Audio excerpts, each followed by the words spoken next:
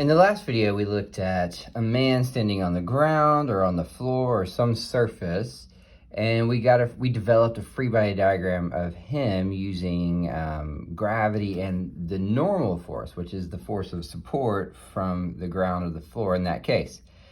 Now, let's look at a different situation. Let me just have a ball that's hanging from a string. And we'll assume that this is not moving. It's just hanging there, but it's suspended in the air, the floor's down here, and there's a string there. So what's the free body diagram of this ball?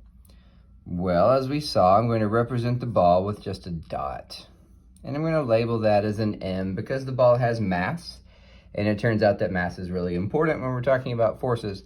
So I'm going to label that with an M. And then remember my 2-finger rule, gravity's the first finger. So I've got straight downwards, the force of gravity. Now, the second finger is whatever's touching the ball. With the man in the last video, he was standing on the ground, but this ball is not touching the ground. It's touching the air, sure, but we've already decided that we're going to ignore air resistance for the better part of this course. And even if I don't, the ball's not moving, so the air is not applying any force to it. So the only thing that's touching the ball is the string. And in a string, we call the force that exists in a string the tension force. It exists in strings and cables and chains. You can even find it in solid rods, although you will usually find compression forces there also. We don't usually deal with those in this class, but tension forces we deal with. I'm going to subscript that, or not subscript it, I'm going to call it a capital T for tension. If you've ever played tug of war, you know what tension feels like. If you've ever played a guitar or a violin or something with strings, you have a good idea of what tension is. It's this force acting in the string.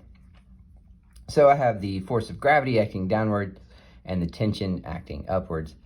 And I think that's it. There's nothing else touching. Remember our 2 fingers. Gravity, got that, whatever's touching it. I only have one thing touching it, so I only have one force acting here. The tension, of course, is going to go along the direction of the rope. It would be very strange if you were playing tug of war, right?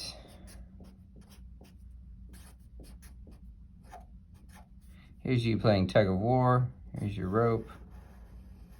And you're both pulling. You're pulling this way, and your opponent's pulling that way. And all of a sudden you feel a force pushing you upwards, right? That doesn't make any sense. The tension is going to act along the rope or the string. And so you can always tell the direction of this force just by looking at the direction of the string. Now, in this course, we are going to consider almost all of our strings or cables to be massless and inextensible. That means they don't stretch and they don't have any mass. These are rather ridiculous assumptions, but they're okay as long as we stick to a certain category of problems and a certain category of strings, honestly.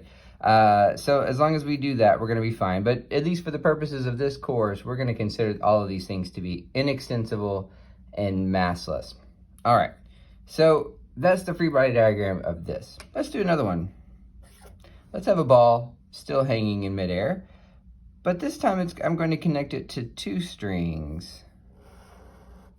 So I have a ceiling up here somewhere, and these strings are connected to the ceiling and then connected to the ball. And probably I'll be given some sort of angles.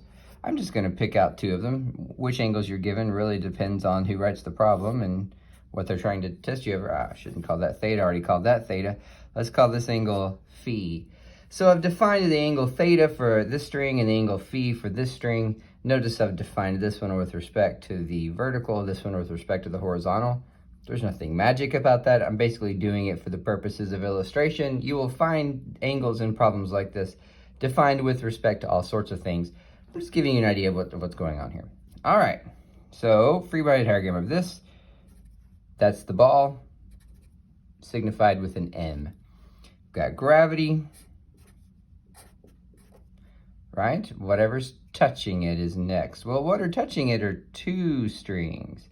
So I know that the forces are going to go along the line of the string. The line of action of the force is the better way to say that. Is going to be directed along the string. I think I did that okay. But because I have 2 strings, I'm going to have 2 tensions. To handle the bookkeeping there, I'm going to subscript. This will be T1. This will be T2. If you want to call this one T1 and this one T2, that's fine as well, as long as you can keep track of what you are doing. So on my free body diagram, I have the forces, you can label the mass, that's fine, but I have the forces appearing. The other thing that's appropriate on a free body diagram, though, are angles. So for these, I don't have to put any angles. It's pretty obvious that these are both in the up-down direction. But for here, it is probably going to be useful if on the free body diagram, I go ahead and duplicate the angles that I was given. And that's going to help me later. You can probably imagine a later step to whatever I'm doing with these free body diagrams is going to be decomposing these vectors into components. All right, so that's two examples of tension forces in free body diagrams. We saw one with a normal force, and in all of these, gravity has been around. So let's do one more, just so we're just seeing how it works. One more that maybe can involve all of those. So let me take, we usually call this an inclined plane. We'll just say it's a hill for now. And on this hill, I'm going to put a crate of something. And I'm going to attach that crate to a string. And so the idea is I might be pulling this crate up the hill. I might be lowering the crate at a steady speed down the hill. I'm doing something with this crate on this hill with this string. And we're going to assume that this surface is frictionless. We will deal with friction sooner or later, but for now, let's assume that this is frictionless for the sake of clarity. And now let's do a free body diagram of this guy. So I've got the mass, of course, and my first finger is gravity. Now, I have whatever's touching it for my second finger. What is touching the crate? We're ignoring air resistance. So it looks like I have the surface of the plane here and the rope are both touching it. So the rope is easy to handle. They're both not that hard to handle.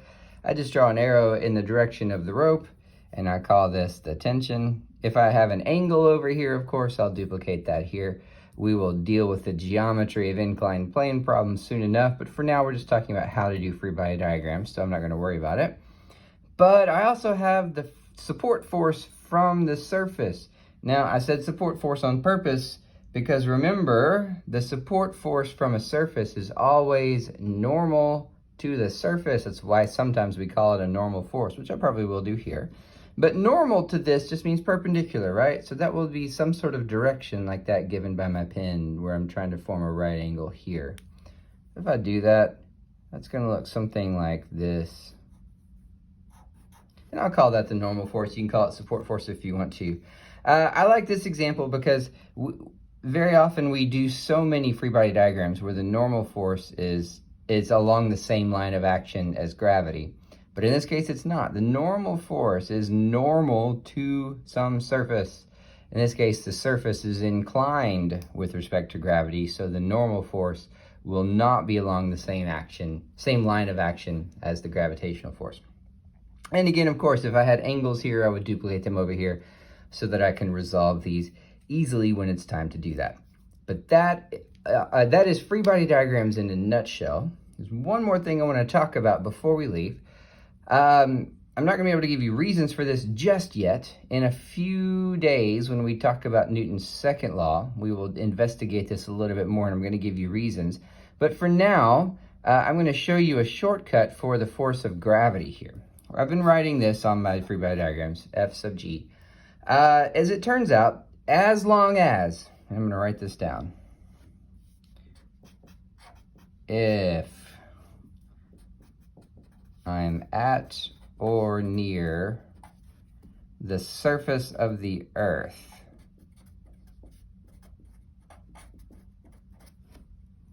it turns out that I can express the force of gravity. Every time I've written F sub G, I can express that mathematically as mg, the mass of the object, times the acceleration due to gravity. So this stipulation follows directly from this. When I introduced this, I said this is the acceleration due to gravity as long as you are at or near the surface of the earth. Well, what we're going to find out very, very soon is that accelerations and forces are intimately related. In fact, they are directly related mathematically and philosophically.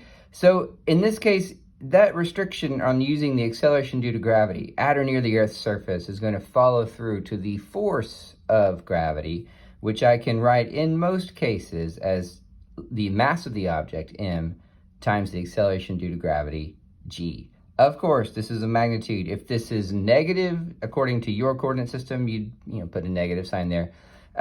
G is always defined positively because whether or not we want it to be positive or negative depends on what we have chosen as far as our coordinate system. So we're going to use this a lot, and that's okay. You just have to keep in mind this. If you are at or near the surface of the Earth, this is valid. If you're not, it's not. If you're at or near the surface of Mars, this is not valid. If you are, 50 miles up out in space, this is not valid. It's close to being valid, but it gets less and less valid as you get farther and farther away from the Earth. So we'll use this a lot, but keep in your mind this is not always exactly the case.